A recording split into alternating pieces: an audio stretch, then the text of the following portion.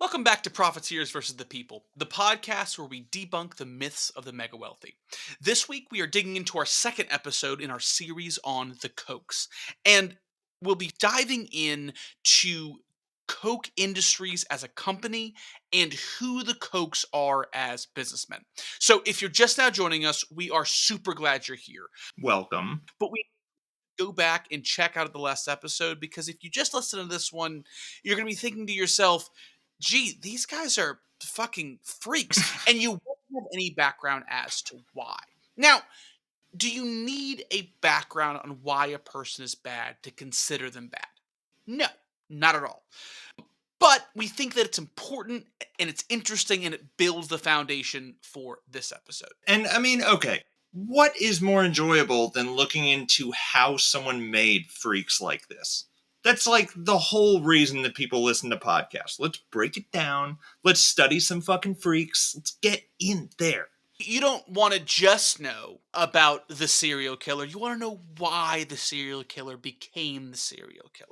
But if you just want to join for this episode, the main synopsis is the Kochs are assholes because their parents sought to raise some of the most fucked up people imaginable. But anyway, check it out. It's a fun listen and we're proud of it. I'm Money Mike. And I'm Rad Bill. And This is Profiteers versus the People.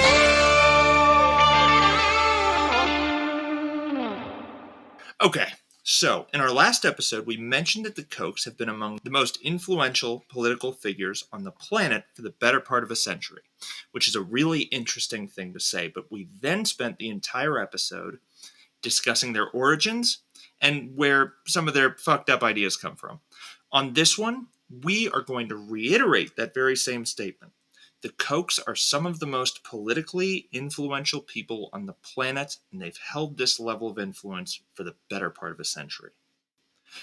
We're now going to promise that we'll talk about their political machinations on the next episode. We're going to talk about it. We promise. We're gonna do it.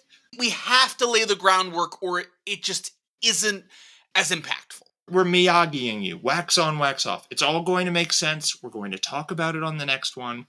And by the way, to the unexperienced eye, the political stuff looks bad.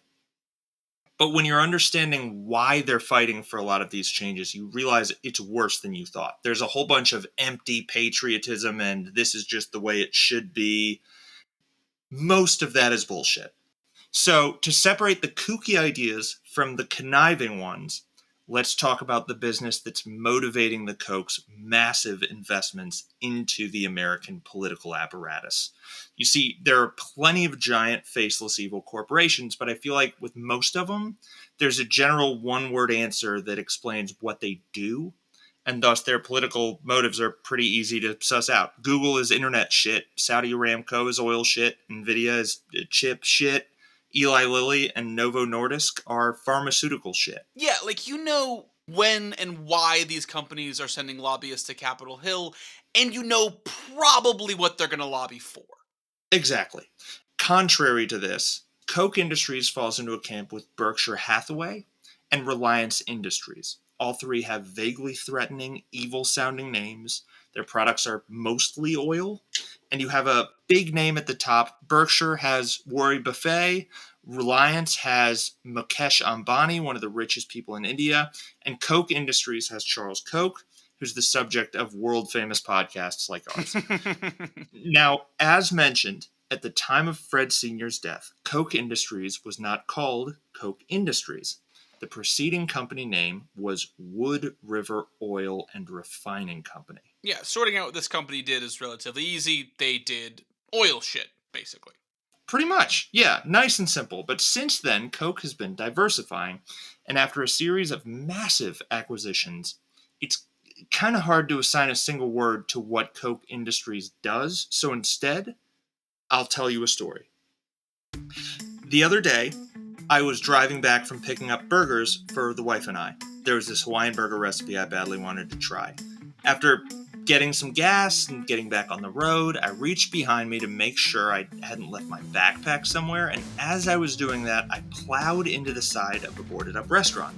My car weathered the collision surprisingly well, and I did okay too. I had a rash on my arm from the seatbelt, but otherwise I was fine. Looked like a clean getaway was possible for yours truly, but then my car tried contacting the authorities. So I tried pushing the end call button on the steering wheel, and that didn't work. I guess OnStar's a separate thing. And the OnStar buttons weren't working. I guess it was something with the crash. So adrenaline was pumping, and acting on impulse, I began just like punching the steering wheel, and then bam! Lots of head ringing, lots of smoke. I'd been smacked in the face by the airbag, basically. So blood was coming out of my nose, and I didn't care to get to the bottom of the did I shit my pants question, but I was assuming the worst. Got home, wiped my nose at the front door, wiped my other places in the bathroom, cleaned the carpet behind me, and went to bed. Throughout that story, there is a very strong possibility that every single component was touched by the Kochs. From the meat I picked up, to the gas I got, to the fabric my backpack is made out of, to the airbag, the seatbelt, the pineapple going in those burgers, the cookbook it was printed in, parts of all the stuff in my car trying to snitch on me, the asphalt I was driving on, the boarded up window I crashed through, a good bit of the restaurant's construction material, the tissue I used to wipe my nose, the TP I used to wipe the rest. Basically, we probably can't boycott the Kochs. In 2004, they bought Invista, which is a chemical company that plays a role in the manufacture of airbags, also automotive parts, medical equipment, food packaging, and clothing. You might also know their product, Stainmaster Carpet. As of 2005, they own Georgia Pacific, one of the largest wood product manufacturers in North America. They supply a shitload of wood for houses and shit, and make Angel Soft toilet paper and quilted Northern brands, Brawny paper towels, Vanity Fair, and Dixie cups. As we understand it, the Matador Cattle Company still spans hundreds of thousands of acres, despite the recent Montana land sale of the Murdochs. And they're America's 5th largest ethanol producer, and this is just to name a few. Yeah, absolutely massive. And one way to boil down what Koch Industries does is this. Koch Industries is the king of all of the shit that underpins the status quo. Everything we do is built on something they produce. And as a result, on the surface, they appear to have a profoundly boring operation. Excruciatingly boring. One of the reasons this was such a hard episode to build a script for was because every component was just brutally boring. It was lists. It was fucking Just list after lists. list Yeah. after list. It was horrible. I mean, how the fuck do you investigate something? Oh, you want to take a look at our operation? You want to take a look at 12,000 fucking cows? You want to take a look at the plant we own that manufactures wire-to-wire connectors? There's no part of any of it on its face that can make you give a shit. Precisely. And also, in addition to not doing anything fun or sexy, Koch Industries is private.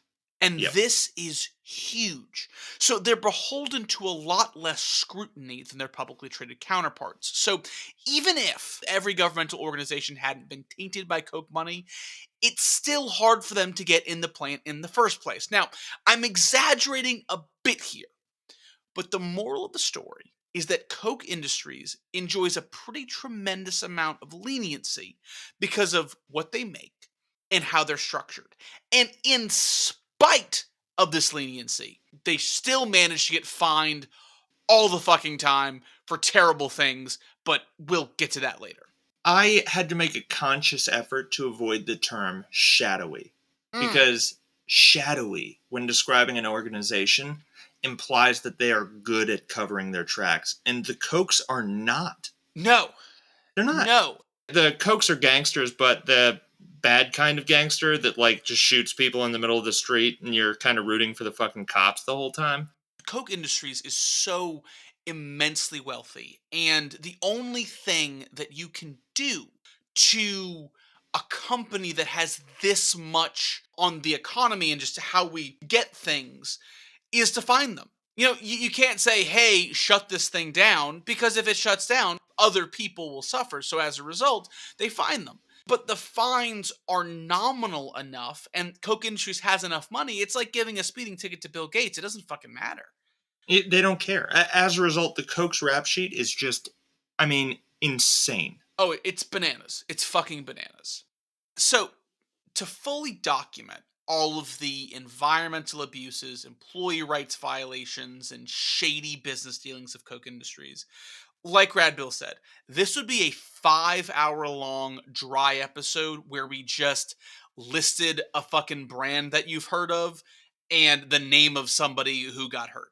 Yeah, if we did the movie cop thing, we would need to do 2 very long, very depressing, very repetitive cop movies where the bad guys do the same thing over and over and over again, and the hero cops are just unequivocally beaten and spend the rest of their lives wondering if they're being followed or spied on. And one of them gets divorced. It's real sad. Yeah, it would just be a noir Tom and Jerry that made you want to cry.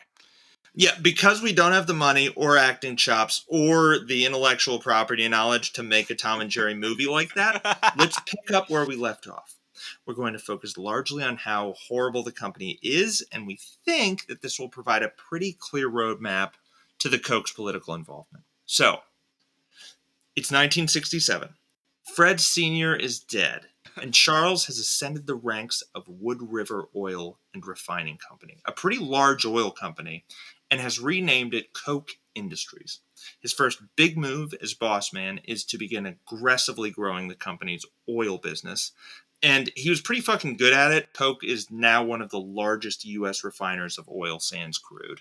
But in 1971, David Koch hopped on board, and by that point, Charles had already scoped out his next big venture, which was going into the tanker business, the big boats. Were it not for dumb luck here, that idea would have sunk the Kochs. As Charles flew to London to try to restructure the Koch Industries' debt load, the price of oil began to rise, and by 1974, they were back in the black. Revenue had basically 14x'd, and the company controlled 10,000 miles of pipeline, and they were shipping 80,000 barrels a day. And around this time, Bill Koch decided the getting was good, so he also hopped on board. Yeah, and as we mentioned in the last episode, Bill was extremely jealous of his brother Charles. And it would appear that the Koch parents had done everything in their power to exacerbate those feelings. I feel like a better word is promote. Like, I feel like Yeah. Bill being a jealous asshole was genuinely making his parents proud. Instilled? I think instilled is a good word. Yes, I like that. So, upon joining, Bill is effectively given his own subsidiary of the company, perhaps in an effort to keep him away from Charles and David's efforts on the oil front. Dude, imagine wanting to get into the family biz, and to keep you out of the way, they give you a subsidiary. Like, ugh, Money Mike isn't overly competent. He only went to public school. What can he do? Brawny, paper towels. I mean, those are pretty simple. You can't fuck that up, right? Yeah, Give just him- give him the paper towels. Give him the paper towels to shut him up. You're right, everything's boring, so it's like, I don't know, give him soap. Yeah, It's like, that's whatever. a huge entity, right? Whatever. Like, that's He'll figure it out. massive opportunity. We might theorize that Charles and David gave Bill this position in part because Bill's a jealous asshole, but also to keep him away from Charles and David's efforts on the oil front. You see, in the 70s, in an effort to level the playing field between the big guys in oil and the little players, the U.S. government launched a lottery for parcels of oil-rich land. Effectively, if your name was drawn from the hat, your company would be awarded a 10-year lease on any one of these plots in question for $1. It was the 70s, and we were trying to let the little guy win. And keep in mind, $1 was worth more back then, so there might have been some oil guys out there who just didn't have the money, even if they did win. But anyways, the Kochs wanted in on these plots and weren't leaving this shit up to chance, so they hired a bunch of frontmen to shill for them. The idea was this: if any of the frontmen win, the Kochs would rent the land from them at a premium. Win-win. Now, this plot might sound shady, but keep in mind, this is the oil industry, and many legal experts have pointed out that the statement I'm making right now is purposefully misleading, and what the Kochs were doing here is a crime. Unfortunately, or fortunately, The plot was outed, and the Kochs had to plead guilty to 5 criminal charges, conspiracy to commit fraud being among them. We couldn't find much on what actual justice resulted from these charges, which means that the penalties probably weren't huge, but the takeaway is this. The Kochs got caught like they are going to do a whole lot. The plan didn't quite work out, and Bill, over at his own little subsidiary, was thoroughly pissed off. And he'd already felt pretty pissed on. See, way back in the day, as a lowly son of the founder of the company, Bill had started as a salesman, but was relentlessly devoted to his job, sometimes working over 40 hours a week. Oh my Through God. this drive and skillful networking with people at the very top, Bill gradually made his way to being CEO of the subsidiary we mentioned earlier, which was Koch Carbon. It was here that Bill put his skills to work, devoting himself fully between the hours of 9 and 5, and did a kind of bad job, apparently, and soon found that he had nowhere further to climb. People around him said that being a big deal was apparently a pretty big deal to Bill. But the lottery scandal gave Bill something objective to complain about. And with this, he finally could begin building a coalition of concerned shareholders.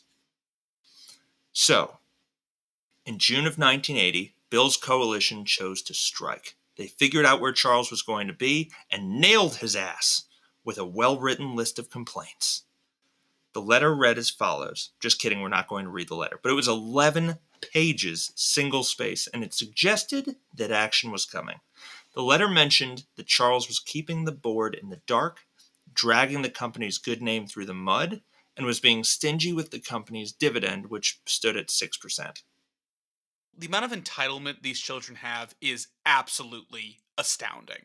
Like, Bill is just like, I only got to be a CEO of a subsidiary of Daddy's company, and Charles got to be the CEO of the whole thing. I want a turn. Not fair, I hate that guy. He always gets picked first for stuff. Charles had been funneling profits back into the company to perpetuate growth, and also he'd been funneling money into freakish libertarian causes for reasons, and Bill was tired of not being able to buy houses in cash, which again, the disconnect here is just giant. Oh, it is crazy. You mentioned in the first episode how at this level of wealth, parents almost like create game-based adversity for their children. Mm-hmm. And Bill is so clearly in that. Straight up. There's this expectation that if he does what every white-collar professional does and goes to work and tries to do a good job, he will be in the C-suite of this company in his early 30s. And he's not getting that. And instead of working harder, he's just complaining about it because asking for things from Dad has always been the most effective way to get what he wants. And now Dad's dead, so he's asking Charles. Yeah. And here I am defending fucking Bill again. I hate all of these people. But oh yeah, in this situation, from Bill's perspective, Bill has to work his way up. Charles was the CEO of all of it in his early 30s. He just walked in and was CEO. I absolutely hear what you're saying. But again, like, being the CEO of a subsidiary of a huge company, that's career end goal for a lot of people. That's fucking sweet. If I'm in my mid 50s and I'm the CEO of a subsidiary, I fucking did it. You know, like I'm going to be happy about that.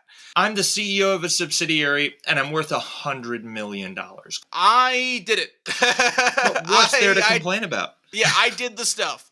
But Bill's complaining. And I get it. I've said before, it kind of follows a similar plot to Succession, that HBO show where like you get tricked into siding with one of them until time goes on and you realize they're all just monsters in a different way. But I understand the human urge to side with the perceived underdog in this story. And compared to Charles, yes, Bill is the underdog. But compared to everybody else, Bill's killing it, dude. Bill is an overdog. He's not even a dog.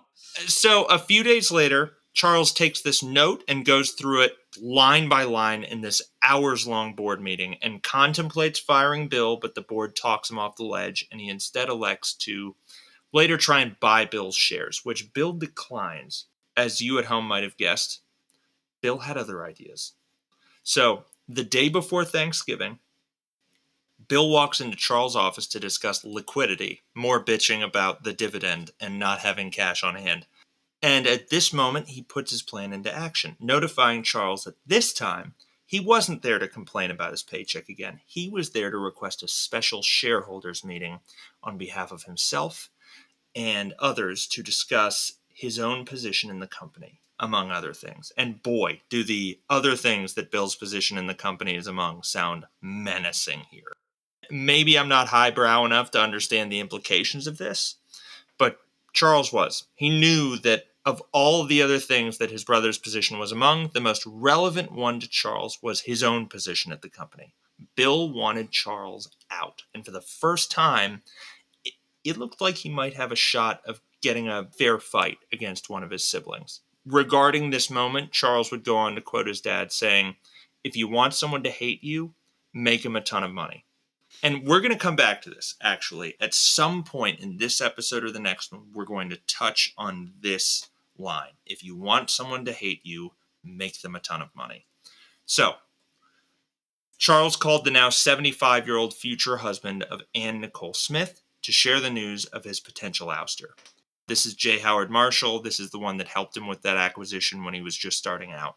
J. Howard Marshall assured him that the votes tied to his shares and those of his sons belonged to Charles's cause.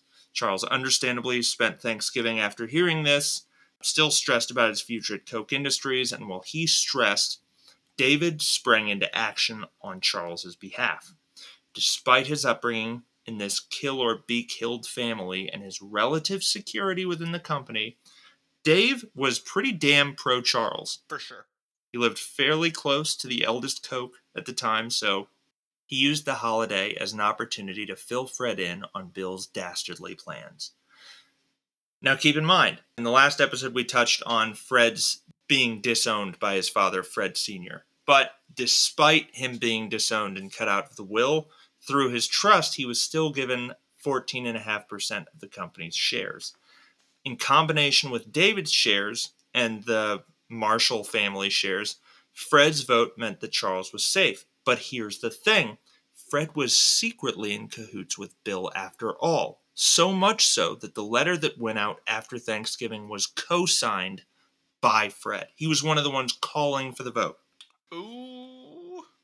Yeah. Now this is bleak. But the situation didn't become a nail-biter until J. Howard Marshall, ever sure of the loyalty of his two sons, found that what his two sons really cared about was money, unsurprisingly. He probably raised them the same way that the fucking Koch parents did. And one of them was planning on voting with Fred and Billy.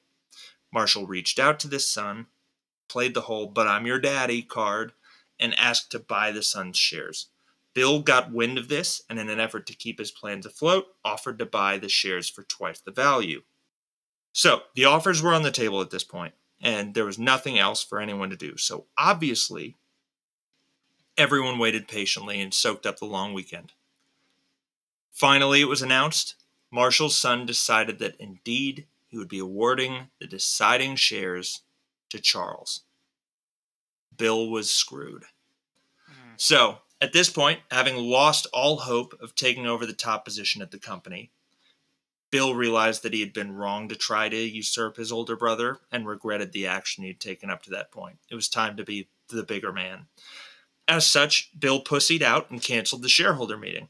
But unfortunately for him, a shareholder meeting was still held. And it was at this meeting that all but one shareholder voted Bill off the island. He no longer had a place at Koch Industries.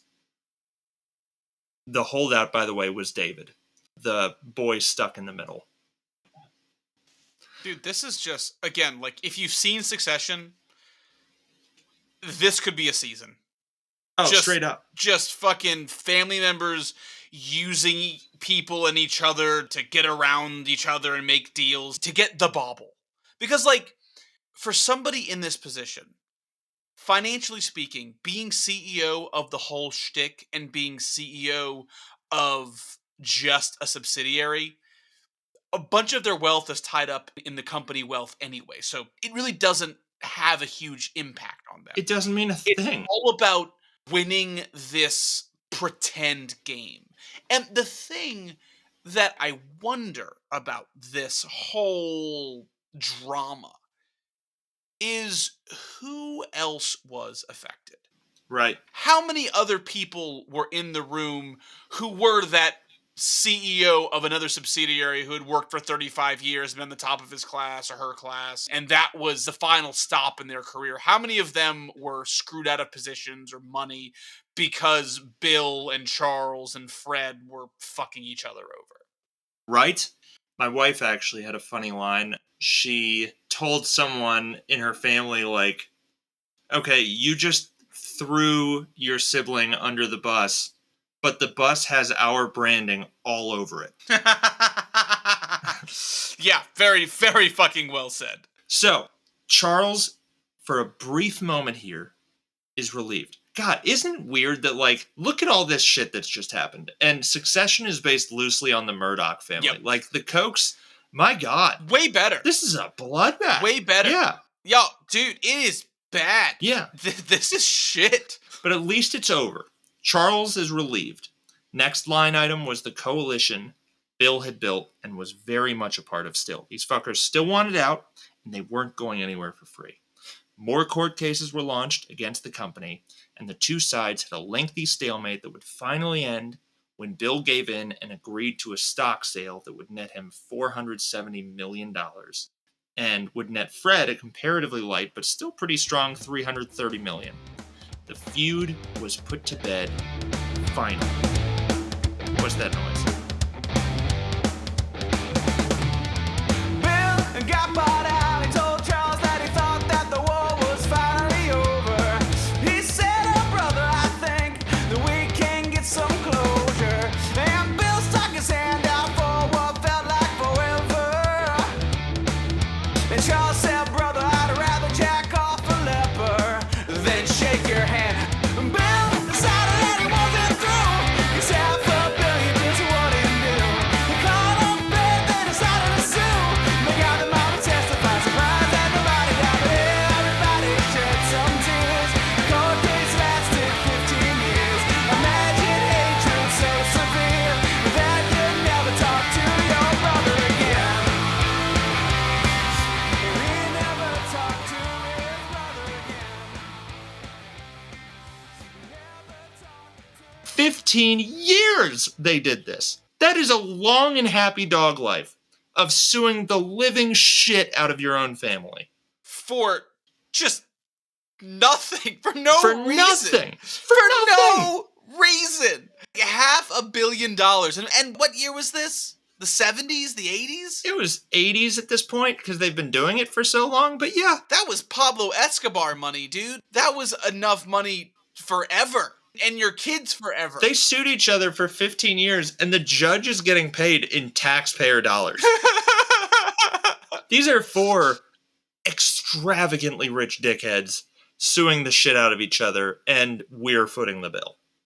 So, anyway, up until this point, Charles had done a pretty good job keeping himself and Koch Industries out of the firing line of the U.S. justice system, considering his laundry list of alleged crimes. In 1987, Koch Industries was involved in a scheme that hinged on companies falsifying receipts on how much oil they picked up from oil wells on Native American land. And they were essentially taking more than they paid for. Now, while Koch Industries was not the only company included in the investigation, the lead prosecutor on the case, Ken Ballin, seemed to think that they were the one being obvious enough about it to be caught red-handed. Again, the Kochs are terrible at doing this shit quietly. Yeah. They are not shadowy. They are just assholes. The dumbest criminal in the room is the one who gets caught first, right? So, Yep. with the cooperation of other oil companies, and no, these oil companies definitely weren't cooperating out of the kindness of their own hearts, FBI agent Jim Elroy set up cameras and caught Koch Industries employees falsifying records and stealing oil. When the case made it to the Senate floor, the final report stated Koch, a subsidiary of Koch Industries, and the largest producer of Indian oil in the country, is the most dramatic example of an oil company stealing by deliberate mismeasurement and fraudulent reporting. During the course of the investigation, Ballin and Elroy sought to make an example of Koch Industries and, this is big, place Charles Koch behind bars for this fraud. Mm. Now, the court proceedings would span for nearly a decade, maybe even a little more than a decade, and we'll get back to how they ended. But what's important here is how Charles Koch responded to this investigation.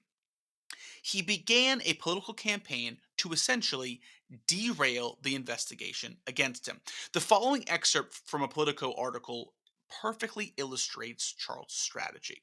Quote, "When he went to build a political influence machine, Charles Koch didn't draw on conventional political wisdom. Instead, he drew on Koch Industries' corporate playbook. The company specialized in mastering complex systems. It ran pipeline networks, oil refineries, and commodities trading desks that operated in opaque markets. The key to success was knowing more than your competitors and operating in a way that didn't publicly expose your trading strategies to the outside world."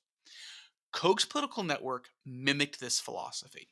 Rather than simply hire lawyers and lobbyists, Koch used a network of front groups, training centers, and political operatives to combat the legal threat.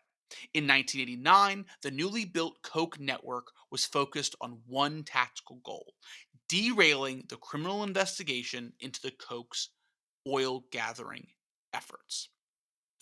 Yeah. Ultimately, their efforts into completely derailing the case would fail, and a fine of $280 million would be sought. The US government found a really great key witness. And guess who that was? It was Bill! It was Bill. He's back at it again! Which is so funny because, again, like, a ton of Bill's wealth is tied up in the value of this company. So the company paying a fine for what Charles is doing, this is financial kamikaze. He's like, you're going to fuck me, but I'm going to fuck you harder. I'm going to fuck you back. Fucking ridiculous. But Insane shit. a big deal here is that this was the birth of the Koch political machine. Yeah. As this was happening, Koch continued to gobble up companies, ever expanding their reach. Through a series of acquisitions and mergers, they became massive players in coal, polyester, asphalt, and other sectors that are all shit for the environment. Again, boring and terrible for everyone, and just dangerous as shit for employees. But for the litany of workplace-related disasters, the price-fixing allegations, and the 300 oil spills that the company would get nicked for, they would be fined $70 million total. Which seems like not a lot, but, you know. Charles Koch, and David will get involved, his quest to bend the American political system to his will was in full force. And the effects of this campaign have been the political equivalent to dropping the first atomic weapons. And the effects will likely never cease to be felt by the rest of us. This is where the political shit starts. Yeah. Continuing this trend in 1999, Koch pled guilty to letting aviation fuel leak into the Mississippi, which ran the risk of mixing with the 1 million gallons of high ammonia wastewater they also dumped into the Mississippi. Although the Bush administration would wind up forgiving almost all of the incurred fines from these offenses, Charles was pissed off, and to stave off these fines in the future, he instilled the 10,000% rule, a stupidly named rule entailing the following: 100% of the safety and environmental compliance rules are adhered to 100% of the time. This approach to safety and environmental compliance is championed by Koch Industries and is codified on the safety side in a series of dense instruction manuals that many in the company call work standard papers. These are available to all employees and can apparently guide employees through any task where guidance is needed. They're apparently work standard papers as long as 25 pages for tasks as simple as shutting down machinery prior to making repairs. Employees who don't adhere to these guidelines risk being fired after just one offense. Now, common sense says more guidance equals more compliance. But if you look at the results of these practices at Koch, at least on the safety side, a different picture begins to come into focus. In 2005, Koch Industries purchases Georgia Pacific for $21 billion, which, along with making Koch the owner of Dixie Cups and Brawny Paper Towels, Jesus Christ, these motherfuckers really do make everything. everything. It also made Koch the 6th largest paper and pulp producer in the entire world. Now, make no mistake, we've touched on a few huge failures by the Kochs, but this acquisition was a huge financial success. And for a brief while, it would look like an operational success too. Not only did Georgia Pacific's fundamentals improve radically, but over the next 7 years, the safety record would improve as well. And although one might look to attribute this to the Koch's management style, many experts credited the slowing of business during and after the '08 recession. A big portion of Georgia Pacific's business is tied to housing, after all. This theory is further bolstered by the fact that as the economic dust began to settle in 2013 and things began picking up again, Georgia Pacific's safety stats began to sour, and the company began bleeding in the worst possible way. In 2014, 6 employees died and 9 lost limbs, which is a considerable jump from the previous year, apparently. I just want to know how many people died the previous year. What is the normal amount of deaths for Georgia Pacific? Like, how many employees do they plan on killing on a yearly basis? Isn't it fucked up that, like, one employee dies in March and there are probably people in management like, okay, that was to be expected. Yeah, we knew someone was going to fucking die here. Like, yeah, it's like, okay. Whew. We're a quarter in. We've got 1 death. Our quota is 5. We're doing all right, gang. This is a success. If we're averaging it out, we're ahead of the curve here. This is good. To their credit, there was an outcry at the management level of Georgia Pacific following these deaths and injuries, of which we've only focused on the most severe, and Koch responded, choosing to do so in accordance with Charles Koch's doctrine of market-based management, which was a set of guidelines that seeks to govern the Koch Empire as if it were its own little free market economy, which is... That's silly. It's stupid and dumb, yeah. Our rule book is there are no rules. Yeah. It's a free market economy. It's a free market economy inside of a free market economy. If 5 employees die at Factory 1 and only 3 employees die at Factory 2, well, looks like everyone's going to quit from Factory 1 to go over to Factory 2. It's economics. That's capitalism, baby. So, adhering to these guidelines 10,000%, Georgia Pacific spent billions to modernize the equipment, teach employees safety procedures, and enforce the existing rules more strictly, stopping just short, of course, of doing anything that would harm output or the company's bottom line. One former employee epitomized this by saying they really preach the gospel that we want everyone to be safe, but in the end, it is all about productivity. Yeah, the efforts to optimize the operation at all costs kind of makes all those compliance guidelines seem pretty fucking performative. I don't care how detailed your safety guidelines are, cutting staff means putting more burden on the shoulders of those who remain. When the hell are they supposed to read all of this shit? When they are reading it, who's tending to their quadrant of the operation? No one in the Koch organization would give a thumbs up to halting production, to refer an operational issue to the hallowed guidelines of market-based management. The most important rule in an operation focused on output and profit is keep the damn thing running. The Koch's management focus on strengthening the hearts and minds of their employees, and the company's ranking of forklift operators by speed does not suggest that safety regulations are top of mind. It suggests they want employees to accomplish more in less time. For sure. In fact, although Koch insists on rigid compliance to safety guidelines, it doesn't seem that management adheres to much of anything in their pursuit of further profits. According to our sources, the company has violated dozens of federal worker safety regulations, apparently undeterred by the negligible OSHA fines. The company was fined, by the way, $5,000 for a violation that caused one of the 2014 deaths. That's how much a person is worth. $5,000. That's not moving the needle, obviously, for the Kochs. However, fines have moved the needle when it comes to other violations. Don't forget the 10,000% rule also applies to environmental compliance, and legal compliance. And since driving home his insistence on 10,000% compliance in 1999, Koch Industries has only had to pay $1 billion in fines. Only $1 billion. Just $1 billion. You know what? Adjusted for inflation, maybe that's not that bad. It's telling, by the way, that the number 2 most frequent Koch offenses have been safety-related since the year 2000. The Kochs have been fined 193 times for violating safety regulations. And the penalties for these infractions come out to $2 million, whereas their 244 environmental violations account for $815 million of that $1 billion figure. The other offenses were competition-related, employee-related, consumer protection-related, all bad shit, but... It is interesting, and I don't know this, but, looking at those figures, 193 safety violations equals $2.4 million, which is a rounding error for Koch Industries. And they only had a couple more environmental violations, but those were $815 million, which is still not that much money for a company as big as Koch. But yeah, there must be a pretty drastic difference in the fining power of the EPA versus OSHA or other safety organization. 100%. I think it's good that environmental violations incur that kind of penalty, but it's sort of mind-blowing that killing your staff doesn't.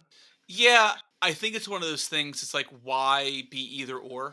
I think both should be egregious, and especially for a private company where shareholders aren't Tim's 401k. I think that it should be a percentage of fucking net revenue. For sure. Or a percentage of net income you fucking lose because you don't know how to get your act together. But anyway. Totally agreed. In the time between 2003 and today, Koch's acquisition sprees continued, by the way. They bought Invista, which we've already touched on, for $4.4 billion. They bought Molex in 2013, which brought them into the electronic component business. They bought Guardian Industries, which made them one of the largest manufacturers of high-value plastic coatings for trucks and cars.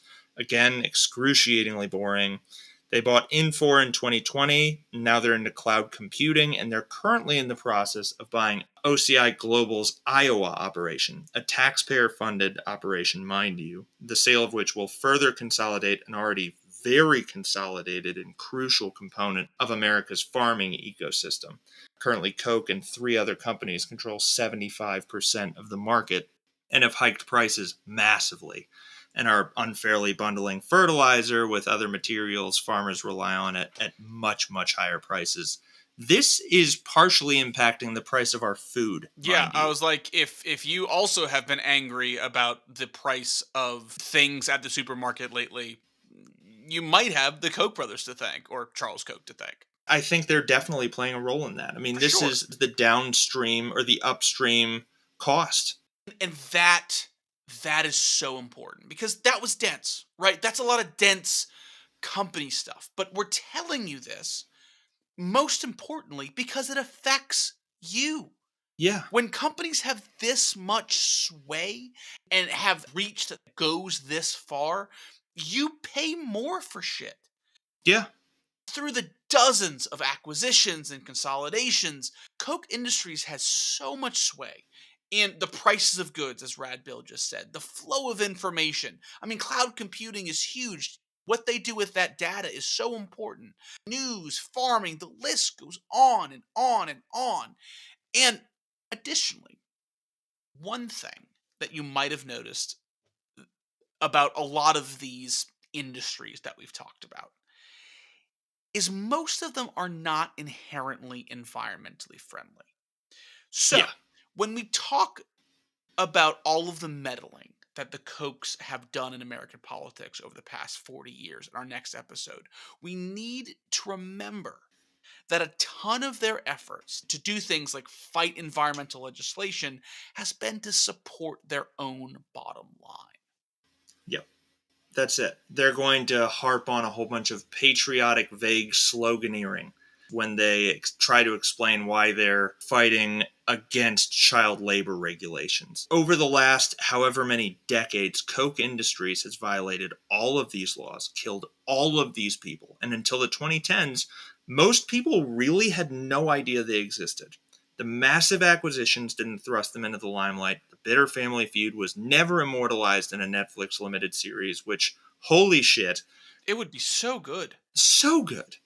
On all these fronts, the Kochs were invisible, and what has ultimately brought them the attention their father so desperately sought to avoid are the lobbying efforts and the campaigning efforts they have taken on to ease their already comparatively light cost of compliance and to promote Charles's worldview. And we'll dive into all of that in the next and final episode in our series on the Kochs. For real this time. We hope you enjoyed that episode, gang. As always, hit us up on Reddit. Reach out via email. We'd love to hear from any of you about anything that you want us to talk about or you want us to hear. We love you all. We love doing this, and we will catch you in the next one. Yep. Check out our subreddit. Check out our drop us a line on our email. All of our stuff is in the down there part. We love you, and goodbye.